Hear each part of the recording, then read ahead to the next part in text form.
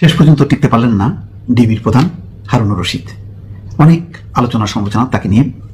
ব্যক্তিগতভাবে আমি ক্রসফায়ারের বিপক্ষে, কিন্তু যে মানুষগুলো নাম উঠে এসেছে ক্রসফায়ারের জন্য আমি তাদের পক্ষে। সম্মানীয় দর্শক, এই মাত্র পাওয়া কিছু গুরুত্বপূর্ণ আপডেট নিউজ নিয়ে আপনাদের মাঝে হাজির হয়েছি। সম্মানীয় দর্শক, ইতিমধ্যে কিন্তু আপনারা অবগত আছেন বাংলাদেশের পরিস্থিতি খুব ভয়াবহ চলছে। কেননা স্বৈরাচার সরকার সাবেক প্রধানমন্ত্রী শেখ হাসিনা পদত্যাগ করার পরে একের পর এক আন্দোলন করে যাচ্ছেন বাংলাদেশের শ্রমিকরা। সম্মানীয় দর্শক, তাদের দাবি কোনোভাবেই কমছে না। কোনোবেলা সেনাবাহিনীদের সাথে ঝগড়া এবং কি সচিবালয় ঘেরাও করেছিলেন যে আনসার বাহিনীরা, তারা আনসার বাহিনীদের এই বিষয় শেষ না হতে এবার রিক্সা চালিত ও যে শ্রমিকরা ছিল এবং রিক্সা যে চালকরা ছিল তারা আবার নতুন করে নতুন আন্দোলনে ডাক দিয়েছেন। ইতিমধ্যে কিন্তু এই ভিডিওতে আপনারা বিস্তারিত দেখতে পারবেন। সম্মানীয় দর্শক, ভিডিওটি খুবই গুরুত্বপূর্ণ, না টেনে সম্পূর্ণ ভিডিওটি দেখবেন। চ্যানেলে নতুন হয়ে থাকলে সাবস্ক্রাইব করে আমার সাথেই থাকবেন। ভিডিওতে একটি লাইক করে দেখতে থাকুন সম্পূর্ণ ভিডিওটি। ব্যক্তিগতভাবে আমি ক্রসফায়ারের বিপক্ষে, কিন্তু যে মানুষগুলো নাম উঠে এসেছে ক্রসফায়ারের জন্য আমি তাদের পক্ষে, যে তাদেরকে ক্রসফায়ার দেওয়া হোক। ডক্টর ইউনূস সাহেবের হাত ধরে বাংলাদেশে নতুন একটা জিনিস চালু হোক।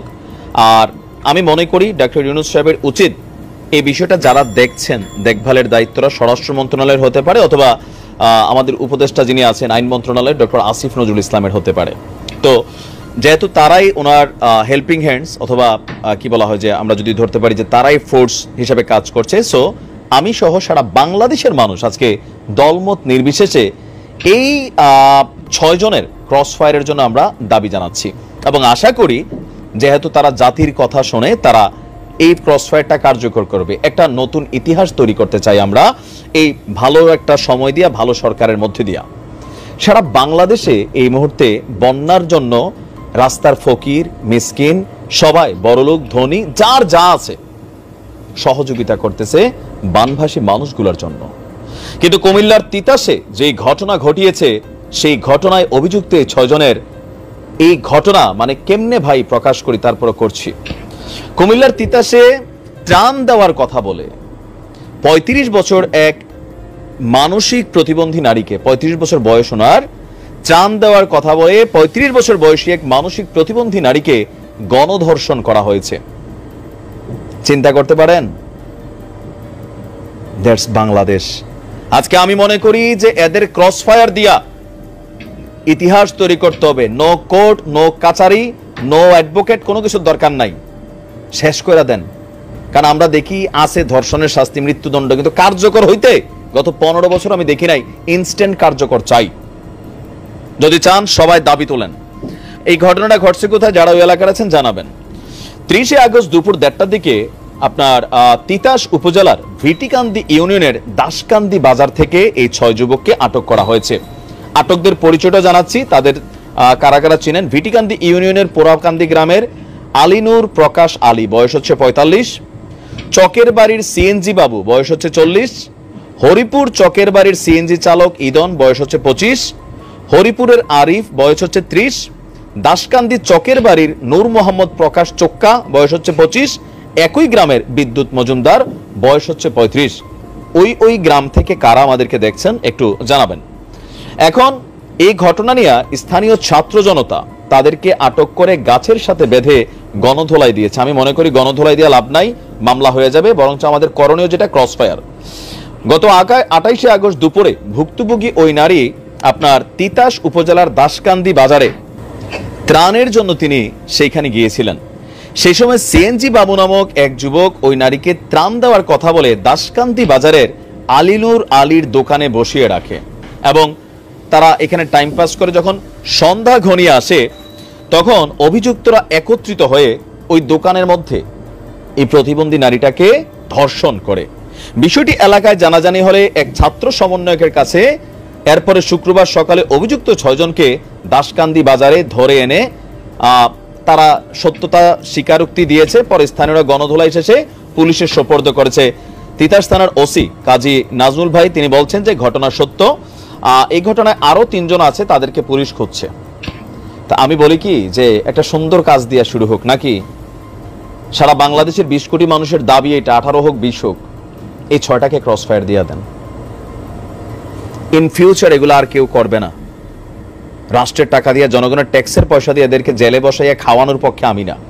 যদি আমার সাথে একমত হন, ভিডিওটা সর্বোচ্চ শেয়ার। ডিবির প্রধান হারুনুর রশিদ, অনেক আলোচনা সমালোচনা তাকে নিয়ে বিগত বেশ কিছুদিন থেকে হচ্ছিল, এবং সেটি হয়তো চূড়ান্ত রূপ নিয়েছে যখন নাকি 5 সমন্বয়ককে জোরপূর্বক গ্রেপ্তার করে সেই অফিসে জিম্মি করে রাখার মতো 24 ঘন্টার বেশি কোনোভাবেই পুলিশ হেফাজতে রাখা যায় না। আর এটি যদি কোনো কেউ মানে নিজেদের নিরাপত্তার অভাব বোধ করে, তাহলে এটি থানা পুলিশের কাজ। অথচ ডিবি অফিসে কেন আনা হয়, কি করা হয় রিমান্ডে, সেগুলি সবাই জানে। সেই ছাত্রদের সঙ্গে যেই আচরণ করা হলো এবং তারপরে তাদেরকে নিয়ে খাওয়া দাওয়া করানো, আবার তাদেরকে দিয়ে প্রত্যাহার করানো, পুরো বিষয়টি একেবারে শিক্ষার্থীদের মধ্যে কিন্তু সাংঘাতিক রকম প্রতিক্রিয়া হয়েছে। এবং তার প্রতিক্রিয়ার রেশ 14 দলের যে বৈঠক ডেকেছিলেন প্রধানমন্ত্রী গতকালকে, সেখানে যে গড়িয়েছে, সেখানে রীতিমতো বেশ কয়েকজন নেতা, হাসানুল হক ইনু, রাশেদ খান মেনন সহ কয়েকজন নেতা একদম সরাসরি হারুনুর রশিদের কর্মকাণ্ড নিয়ে আলোচনা তোলেন। এবং শুধু তাই না, বলছেন যে তার কারণে সরকারের ভাবমূর্তি ক্ষুণ্ণ হচ্ছে, সরকার বিব্রতকর পরিস্থিতির মধ্যে পড়ছে। হাইকোর্টও বলছে যে জাতিসংঘে মস্করা করবেন না, যাকেই ধরে নিয়ে আসেন তাকেই নিয়ে খাওয়া দাওয়া করান এবং সেই ছবি আবার প্রকাশ করেন। এই কাজটা করেন না, মস্করা করেন না, এরকমভাবে হাইকোর্ট বলেছে। তারপরে 14 দলীয় নেতারা তারাও প্রধানমন্ত্রীর কাছে বলেছেন, প্রধানমন্ত্রীও নাকি সেখানে বিরক্ত প্রকাশ করেছেন। অর্থাৎ হারুনুর রশিদ তার দায়িত্বের বাইরে যে রাজনৈতিক কার্যক্রম, অর্থাৎ সেখানে একটা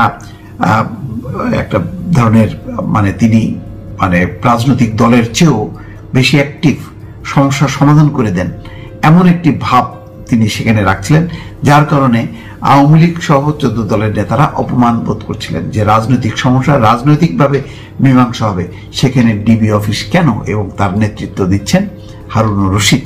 গয়েশ্বরচন্দ্র রায় থেকে শুরু করে বহু তারকা, নামি দামি লোকজন যে কোনো কারণে হোক, প্রয়োজনে অপ্রয়োজনে সেখানে যেয়ে তিনি রীতিমতো খাওয়া দাওয়া করান, সেই ছবিগুলি আবার নিজের ওয়ালেও পর্যন্ত পোস্ট করেন।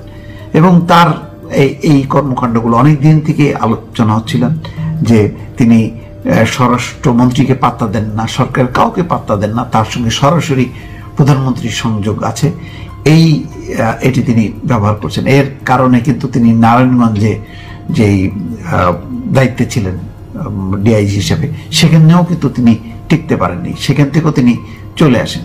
অর্থাৎ বরাবরই ডিবি প্রধান হারুন সাবেক রাষ্ট্রপতি আব্দুল হামিদের ক্ষমতার বলে বলিয়ান হয়ে তিনি একচ্ছত্রভাবে তিনি নানান রকম কর্মকাণ্ড করছিলেন।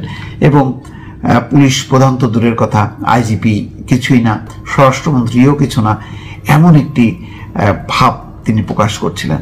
এবং তার আচার আচরণ, কথাবার্তায় তিনি রাজনৈতিক নেতাদের মতনই কথা বলছিলেন। বিএনপি অফিস হঠাৎ করে সিলগালা করে দিলেন, ক্রাইম সিন দিয়ে ঘেরাও করলেন, ভেতর থেকে ককটেল, লাঠি সোটা উদ্ধার করে বলেন যে এই বিএনপি নাশকতা করছে, তার তথ্য তার কাছে সবকিছু আছে। এরকম ভাবে এই যে পরিস্থিতি তৈরি করা, এবং এটি কিন্তু মানে কোনো। সম্মানিত দর্শক, আশা করি ধৈর্য সহকারে সম্পূর্ণ ভিডিওটি দেখলেন। এই ভিডিও সম্পর্কে অবশ্যই আপনাদের মূল্যবান মতামত ভিডিওর কমেন্ট বক্সে লিখে জানাবেন।